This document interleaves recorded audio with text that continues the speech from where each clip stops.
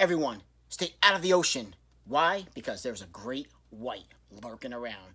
Now, that's exactly what we're going to talk about today. Great white. This film just recently came out on Blu-ray, and I decided to pick it up. I had seen it already previously, and I decided, you know what? It's worth picking up. Now, granted, is it Jaws? No. But come on, how many shark films are Jaws? Not many, guys. And is it Deep Blue Sea? Definitely not Deep Blue Sea. My two favorite films of all time. And speaking of Deep Blue Sea, can you believe that when I went to see Deep Blue Sea back in the day, opening night when that came out, I actually got carded to be old enough to see a freaking mechanical shark. And I was way old enough to see it. But it was a mechanical shark. That's the whole point. Like, why? Why would you card someone to go see a robotic shark? Makes no sense. But I'm getting off topic. Great white. Now, are you going to see a lot of sharks in this film? Unfortunately, no, you're not going to see a lot of sharks in this film. But when they do appear, they're pretty darn effective. A lot of CGI sharks, but they look good. This film, for the most part, is really character-driven. It's really about the actors and actresses and the emotion that they're feeling, being, basically they're castaways on this inflatable raft in the ocean. Now, how they're going to get there? Well, I'm going to tell you how they're going to get there. But not too many spoilers, because I think this film is definitely worth checking out. It's definitely worth checking out. Just go into it. Don't have high expectations of it being Jaws, because like I said, it's definitely not Jaws. But this film, right off the bat, it starts. This man and his woman, husband and wife. They're on their yacht, but they're chilling. They're in the ocean, going out. They're taking some selfies, some pictures, but something is not right. And right before they're about to head back to their boat, the great white appears.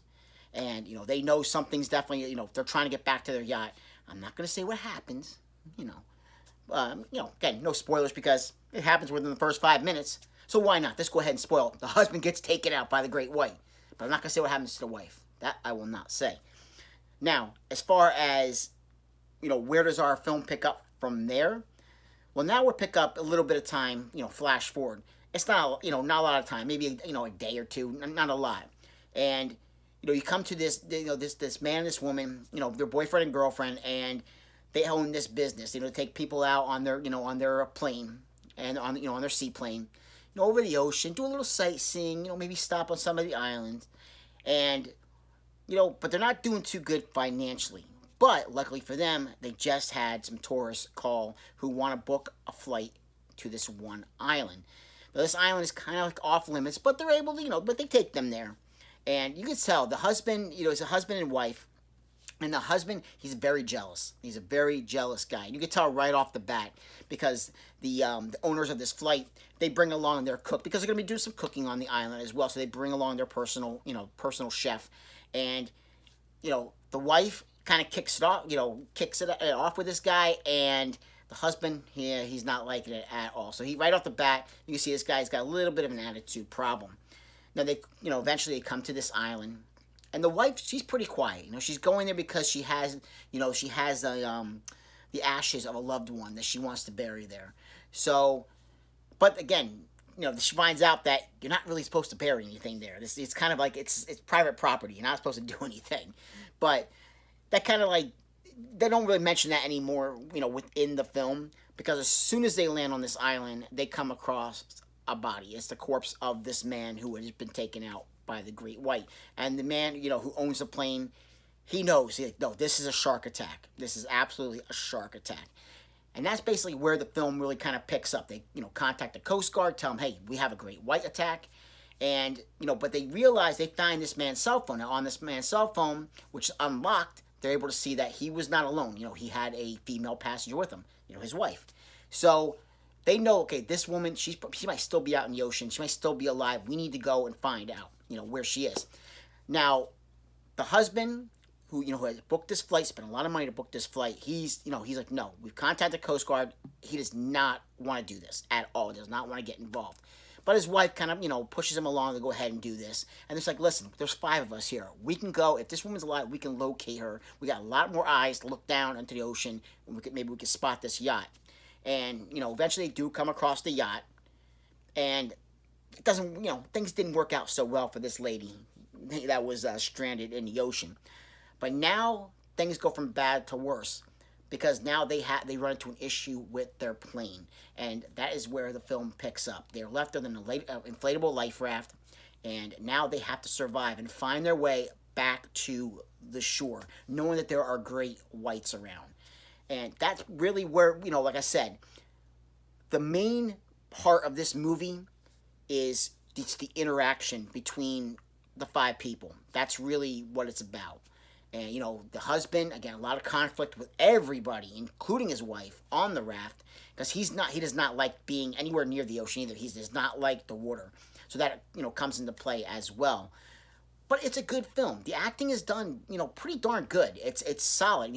These are some actors and actresses that I've never seen them in any other films before, but they do a good job. They do for what they have to do, and because the film, I would say the good amount of the film is 85-90% of them just on this raft, and they hold it together. They really, the husband and not the husband and wife, but the boyfriend and girlfriend, they do get engaged. While they're on this inflatable raft, they decide they want to get married. But they are the glue that holds this film together. They do a really excellent job. And you care. You absolutely care what happens to them in this film. And as well as this man's wife. You also you care about what happens to her as well. The husband, he's just expendable. He's not a very likable guy anyway. And the cook, he's just along for the ride. But it's a good film. Things definitely, amp up. Towards the end of the film, you see more of the great white and everything. But like I said, mostly it's about just the interaction. And these people, you feel for them. Like, like when they see the great white, like there is one part where, they have their oars and they have to use the oars to try to, move this boat along to find the shore. And, this gentleman's wife, she falls asleep and she loses one of the oars in the water. And she wakes up and she feels terrible, and she's trying to try to maybe get this oar back. The great white appears, and she's so startled by this. But that's the mark of a good. You have to imagine that the shark is actually there, and they do good. Like when they're terrified, obviously with any shark film, somebody's gonna get knocked into the water. It's a shark trope. It's gonna happen in any shark film. But you feel for them. You absolutely do. Like, when they're like, come on, hurry up. You feel it. Like, you feel the anxiety. You feel them, like, come on, the emotion. Like, hurry up, come on, we gotta go. Get back over here. The shark's coming. So they do a good job. Everybody does a really good job, just moving the movie along at a good pace. Now, again, I saw this one a little while ago, and I haven't actually checked out the Blu-ray yet, so I definitely want to do that. But you can actually, I believe this might actually be...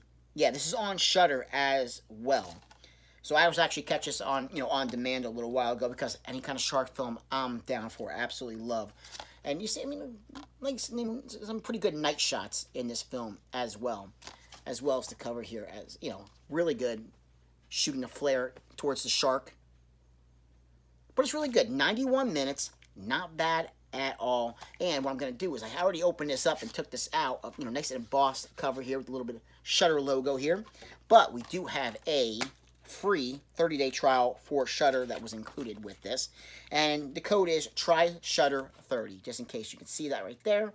Go ahead and take that, because I already have Shudder. I think it's an absolutely fantastic streaming service. You can get it through Amazon Prime. Definitely worth the price. It's very, very inexpensive, and they have a boatload of horror films that are just fantastic on that service. So definitely try out Shudder. And Great White is definitely worth picking up. It's only $15. I mean, yeah, do I feel like it could have been maybe a little cheaper? Probably. But I don't feel bad for picking it up. I wanted to support it because I like shark films, and we really, it's nowadays we don't get too many good shark films, and this is a good shark film. It's about the people. That's really what this film is about. It's about what they're going through and the trauma of being are we going to get eaten by this shark? And it's done well. You definitely you definitely feel for them in this film. Now, as far as special features go, we have the Making Great White. It's a behind the scenes photo gallery. So definitely worth checking out. It's absolutely worth checking out. So, like, subscribe, and comment if you get a chance, and I'll catch you in another episode. Take care.